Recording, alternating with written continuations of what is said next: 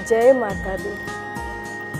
चैत्र नवरात्रि का पावन पर्व। कहावत है कि कलयुग के हैं दोई खंबा, एक हनुमान दूजे जगदम्बा।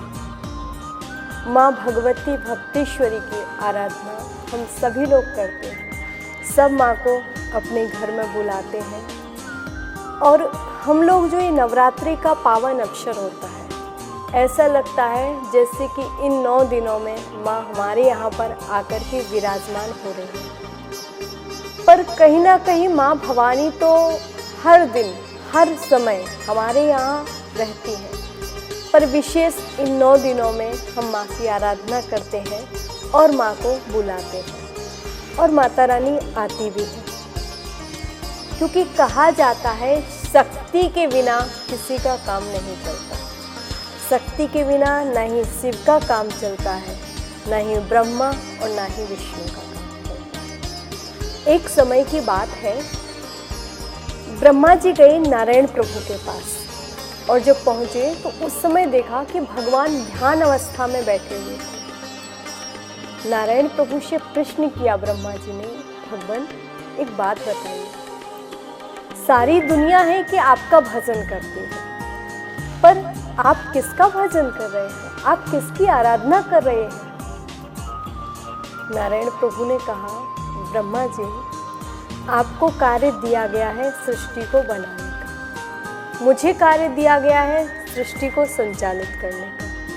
शिव का कार्य है सृष्टि का संहार करने का। आप सोचें कि आप सृष्टि को बना सकते हैं तो कभी नहीं बना सकते। मैं सोचूं कि मैं सृष्टि को चला सकता हूं तो कभी नहीं चला सकता। शिव सोचें कि सृष्टि का संहार कर सकते हैं तो कभी नहीं कर सकते। क्यों?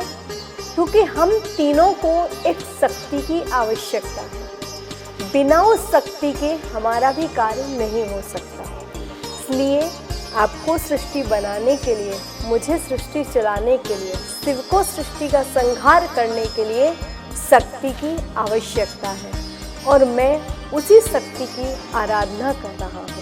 मैं उसी शक्ति का नाम जप कर रहा हूँ। क्योंकि वास्तव में सत्य बात है, यदि हम लोग कहते हैं हमारा कोई हाथ कार्य करना बंद कर देता है, तो हम कहते हैं मेरे हाथ में शक्ति नहीं रही, मेरे पैर में चलने की शक्ति नहीं रही, मेरी जिह्वा में बोलने की शक्ति नहीं रही। लेकिन जब उस शक्ति की कृपा हो जाती है तो कहते हैं अंधा भी देखने लग जाता है, गूंगा भी बोलने लग जाता है।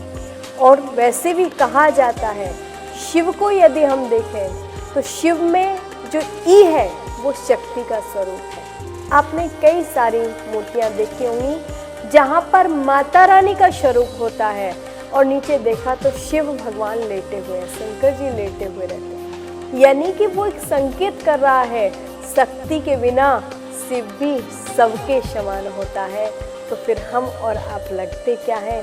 इसलिए हम सभी लोग माता रानी की आराधना करें, माँ भवानी को पुकारें, अपने दरबार में बुलाएं, उनकी स्थापना करें, बिठा लें और भगवती भक्तेश्वरी की जिस पर कृपा हो जाए तो उसका तो माँ कल्याण करती ही करती है। आप सभी लोगों को चैत्र नवरात्रि की बहुत बहुत शुभकामनाएं, बहुत बहुत बधाई। जय माता दी।